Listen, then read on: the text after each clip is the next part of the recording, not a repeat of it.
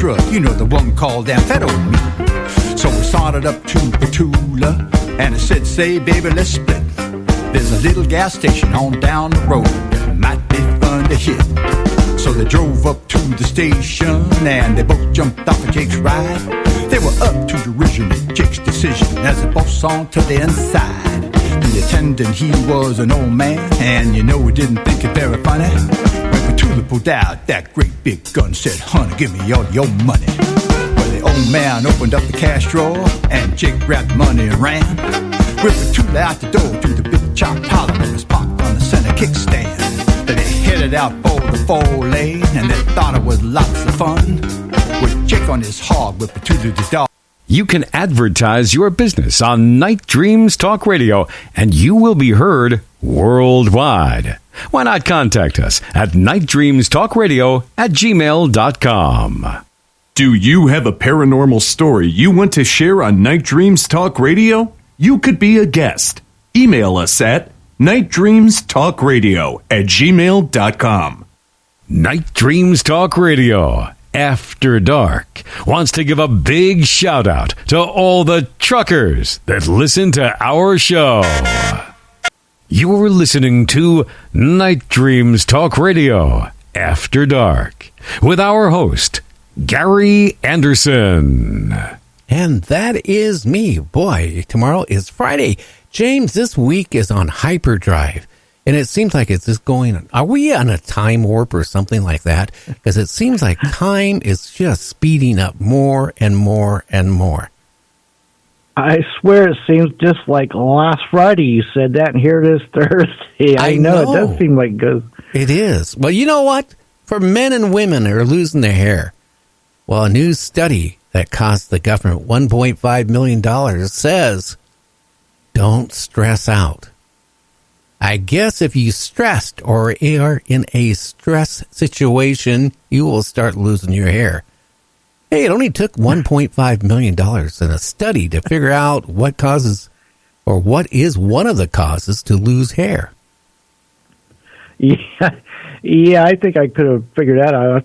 We already knew that, and it causes all kind of problems. Stress does, of course it does, but there's a lot of reasons. I think genetics has a lot to do with it too. But yeah, that's a lot of money to spend to pretty much confirm something we probably already knew anyway. Oh yeah, well I guess if they spent $1 million and put little rats and little electric little toy cars and teach them a drive, I guess. Well, hey, why not? So, yeah, that's my question. Did they take a bunch of rats, I wonder, and then stress them out somehow, and they start losing their hair, and they'd be like, yep, that's it. I have no idea. Yeah, I can honestly tell you, I'm surprised people have hair at a certain age anyway, because you know what? Think about this. I sat there, and I'll be honest with you, people in my family were saying, hey, Gary, you're all gray. Why don't you dye your hair? And I go, I don't want to dye it because it's a hassle. So, but anyway, I dyed my hair. And you know how much hair I lost after I dyed it? Because that stuff is toxic. I mean, oh, really? If you leave it on the time or a little bit longer than it's supposed to, it burns your scalp, number one. It stains your skin. And then your wife yells at you because somehow you got some of that hair dye on her new towels. That doesn't wash out. How can be putting that stuff, number one, good for your hair without causing you to lose hair? And don't forget, your body absorbs stuff, right? So these chemicals that you're putting in your hair to dye your hair, that stuff is toxic. And you're putting it in on your head, and it's being absorbed through all these pores in your skin into your bloodstream. Yeah, that's my question. Look how dangerous all these toxic, dangerous, poisonous chemicals are soaking through your bloodstream, and it's right near your brain on top of that. These are good points. I wonder what the long-term effects are of using hair dye, especially women, because a lot of women use hair dye. Probably called dementia and Alzheimer's. Oh, I wouldn't doubt it, along with other things. I mean, I would think it would have to be some kind of cancer-related, too, probably, in long-term. Oh, yeah. I think back about my great-grandfather had a manufacturing company, and he used to manufacture these big aluminum roasters. You see them in the thrift stores. You see them around occasionally. You know, they had they sealed shut. They were heavy cast aluminum with a lid. And they were, you know, I grew up, my mom used them, my grandmother used them because we had them because they're, you know, from family member that owned the company, right? And then years back, I started reading, well, one of the things that causes, they think, Alzheimer's and dementia is aluminum. Yeah, I read something about that 10, 15 years ago. Aluminum, yeah, absolutely. And there's a lot of stuff that we cook with aluminum, but I read somewhere else recently there was other thing. Oh, fluoride.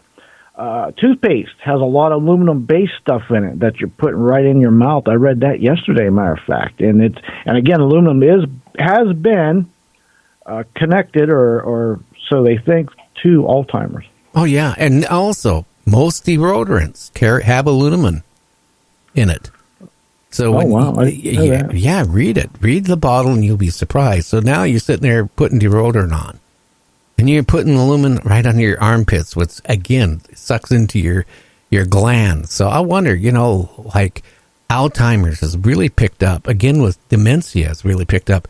I think it's all this stuff out there. You know, you go out and buy your can of beer, your can of soda. Yeah, they put a coating in it, supposedly. But you're drinking out of a aluminum can. It's scary. Absolutely, it's scary. And every time you pop a tap, you'd be thinking, well, is this the one that's going to put me over the edge? And then I'm going to forget why I'm having Alzheimer's. Because, these things could happen. You never know. There's always going to be there's that one aluminum can or one cooked meal in aluminum that's got to put you over the edge. It just is. But all these chemicals, they're not good for you. Any chemical, even look at some of the food you're eating. Look at the chemicals in there that you're putting in your body. Even some of the margarines out there has silicone in it. Oh no, I won't even eat that silicone. No way. Seriously, you don't. You know, if you read what's in ingredients of any processed food, okay, you're not going to want to eat it if you understand. You know, right. I remember when my kids were young, one of them came up and they were reading the ingredients off of a can of Coke. I'm not saying Coca-Cola, but this can of Coke, okay? Generic. Now, one of the things, it says caramel. And my son goes, well, and he's reading. I said, yeah, you know what caramel is? No, that's like that candy. I said, you're thinking of caramel. This is a bug that they, harvest in Africa. They dry it out, process it, and that gives that not just Coke, but a lot of, foods that color. Just think about it. When you're drinking soda, you're drinking bug juice. Oh, yummy, yum. Yeah, and then they got the nerve to charge us for it because they're not going to give it to us for free. That the bug and the extra whatever it does color the soda, but yuck. You knew that, right? Yeah, I did. You remind me every few months, so yeah, I know. Okay, but you remember the guy the mortician that got busted for having a couple thousand penises in his home in jars? yeah, the guy that collected gherkins. Yeah, well, there was another mortician that got busted and arrested because he was having sex with a corpse, and he couldn't pull out, and he got caught. It's in the news. A 70-some-year-old mortician. Oh my God. I gotta tell you, rather be a man or woman he's having these interludes with, we'll call them. I gotta tell you, I don't know how active the other participant was. I don't think at all because they were dead. It was a dead interlude. We gotta watch what we say. But I'm just saying, the thing is, there is a lot of strange things going on lately. I mean, we have this mortician that got busted for, all these penises. There was a doctor a couple weeks ago that got busted for having jars of vaginas. I mean, what is wrong with these people? And we support them by using their business. They're going, I don't know. It's scary. Maybe they've been consuming some of these chemicals, and it's really given a warped sense of what's ethically right or wrong. When somebody pays to have their loved one, taken care of and put to rest, they don't expect to come and find a hidden room full of 5,000 cans of gherkins or pickles or whatever. But you call it what it is, okay? The guy went to prison because over his career being a mortician, he was shortchanging his male subjects, his customers. He was removing their penises and collecting them. Now, if that tells me that wow, something is wrong. Something is wrong. He's really shortchanging them people. And I got to tell you, some spirits. You want to go look, if I want to go to heaven or hell, I don't want to be shortchanged. No, I know. And some of those spirits, you would think out of 5,000, there's going to be one of them's going to be a little bit mad, and maybe has an attachment to his friend there in the jar. And he's going to, come back and haunt this guy. I mean, that's just a prelude to disaster. Well, I could just seen that. That mortician. I could have seen if he wouldn't have got busted one of these days. He would have been out in his log cabin, out in the woods where he lives, secluded. I don't know if that's true or not. But anyway, it sounds good. He lives out in this cabin, secluded, right? And he hears this noise on the roof going thump, thump, thump. And then he starts hearing banging. And then it goes away. And then he thinks, well, gee, it must be a huge bird or a raccoon.